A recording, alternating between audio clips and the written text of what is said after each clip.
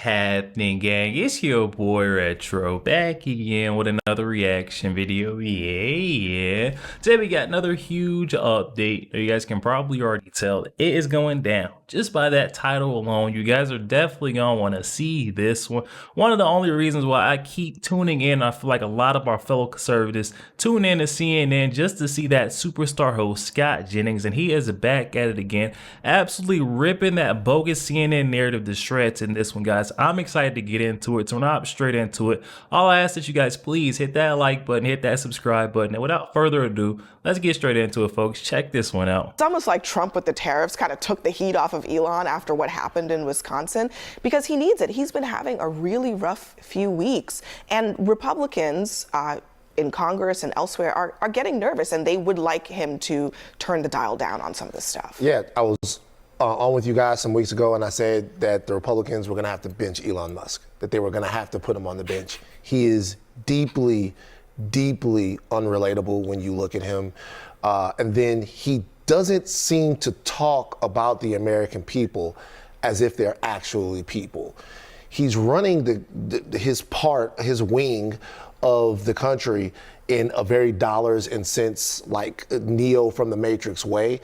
And he doesn't seem to have that little empathy chip that allows a person to understand when you're talking about somebody's job, when you're talking about somebody's future, when you say that Social Security is a Ponzi scheme. I immediately think of my grandmother.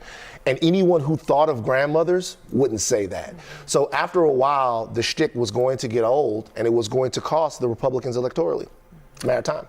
I mean, it's more than having, empathy, Gene. He has said recently that the Western civilization's greatest failure is empathy, which many people would argue is actually one of the better hallmarks of a civilization worth the name.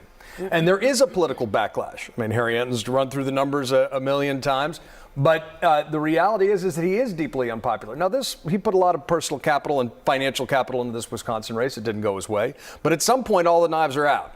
And he's a great entrepreneur. You got to give him credit for that. He is one of the great entrepreneurs of our time. But this incarnation of Elon Musk is causing massive damage. I'm just going to channel Kara Swisher here for 2 seconds and note that he did not create Tesla. He came into Tesla, and many of his other companies as well. But I like this headline from CNN Business. It said, in short, voters, customers, investors, and the MAGA elite say the Elon Musk show has lost the plot. His companies are having a hard time with this. And I do think that there's something about this Wisconsin race that was so interesting in the way that Elon really kind of put his money front and center. He wasn't just saying, I'm using my voice as a citizen to push for the guy I like. He was like, let me just hand out some checks, and this is how we're going to win this thing. And I do think that there was always a risk that voters were going to say, that's not how this country works. And we don't like that. And some of that backlash, no question, hurt the Republicans. What do you mean that's not how this country works? People don't donate money to political campaigns? No. What I'm saying is that the idea that a billionaire hands people checks for votes is not how the country works. I don't think that's accurate. He wasn't handing people checks. So if George Soros were to say, oh, I'm going to give away $1 million to a random 5 people who go out and vote on this day, what would you say? Look, all kinds of billionaires spent money in this race. I think you guys are dramatically overreading the results. A liberal seat stayed in liberal hands and got about the same percentage of the vote as the last Supreme Court race in Wisconsin. It's absolutely true. He stuck his neck out for someone that he thought was important, and you don't win every time you try in politics. I think his electoral record, though, beyond that, is pretty good. Chiefly, I think he was one of the key reasons why Donald Trump got elected president last November. And so, in the pantheon of his political engagements, this is a minor blip compared to the major success of helping Donald Trump regain the White House. He's a great entrepreneur. I think his companies and he personally are getting all sorts of negative attention and even vandalism and all these violent attacks. And it's terrible. I know personally that he's been getting death threats. All for the sin of having been a liberal who decided to support Donald Trump and then go serve in his government for a short period of time. It's outrageous. It's actually not true. Bingo. I just want to say something real quick. That's true. I understand it. A lot of people want to frame this as people started to hate Elon Musk or not like Elon Musk once Elon Musk decided to support Donald Trump. It's just not true. It's facts. I definitely think it's true. It's definitely not true. Definitely Scott. true. It started Thank you, Scott. long Definitely. before then. When Elon Musk bought Twitter, hate speech just erupted on Twitter. Elon Musk's flirting with Nazism and far right type of stuff for a couple of years before this has gotten people off the Elon Musk bandwagon way before he decided to. I think chronologically that is accurate. Long Abby. before. When he challenged the liberal ownership of Twitter, that's when the liberals started to hate him? No. So it is true. No, not when he challenged. It's not about I challenging don't think it's the liberal about. ownership. I don't think owned it's it. It was solely about Donald Trump. I think it is to Van's point that he has been.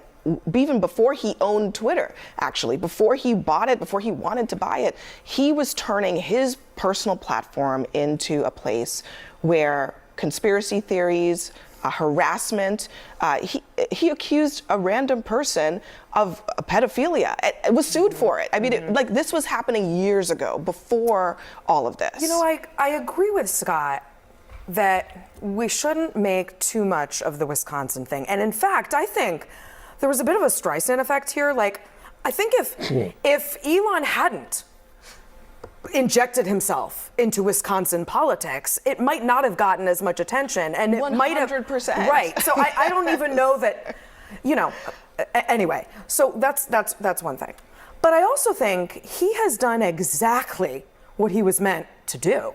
Exactly what Donald Trump wanted him to do in all the ways. The heat shield. I mean, the crap that he has done and the incoming he has dealt with took a lot of heat off of Donald Trump for the first couple of months of his presidency. That was important, I think, for Donald Trump. And wrecking, you know, the U.S. government, I think, is exactly what Donald Trump wanted him to do. The idea that they would be upset with him doesn't make sense to me, doesn't ring true to me. Yo, there we have it, guys. The man, the myth, the legend, Scott Jennings, once again doing it. He's absolutely crushing it by putting all these silly folks around that table at CNN in their place. Abby Phillips with the blatant bias. I'm getting sick and tired of hearing her. The only thing left keeping this show afloat is Scott Jennings, and a word on the street is she's just as bitter that Scott Jennings is like the centerpiece of her show now. But without Scott, she has no show. The moment that Scott leaves, goes to a new network, her ratings are gonna go straight down the toilet because no one is watching that. Well, maybe the libs will still watch it, but conservatives are only tuning in to see this guy Scott Jennings absolutely wrecking these folks. And now they're trying to push the bogus narrative to say that voters are turning away from Elon Musk because of what he did in Wisconsin. I mean, Elon Musk has only meant good since this whole thing kicked off. He's wanted to, you know, raise awareness for this election to make sure people know how impactful that race was.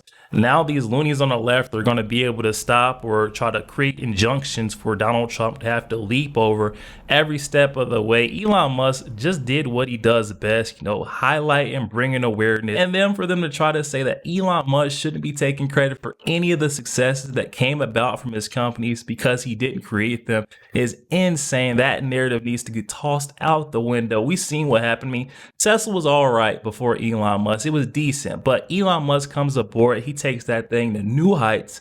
Same thing happened with Twitter. People were crying about the censorship. It was overboard, overreaching.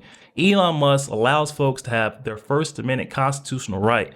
They can speak and say what they want to say as long as it's not, you know, threatening or violence towards others. You're allowed to say it. They need to give this narrative a rest because folks may have believed it in the past, back when we didn't have access to all the information. There wasn't free speech on these social media platforms, but now no one's believing it. No one's buying it. I'm so glad we got Scott Jennings to put them in their place, guys. Definitely hop in the comment section. No comments are open. I'm excited to hear what you guys are thinking on this one. Also, make sure you guys please hit that like button, hit that subscribe button. If you enjoy more content like this, catch you guys on the next one.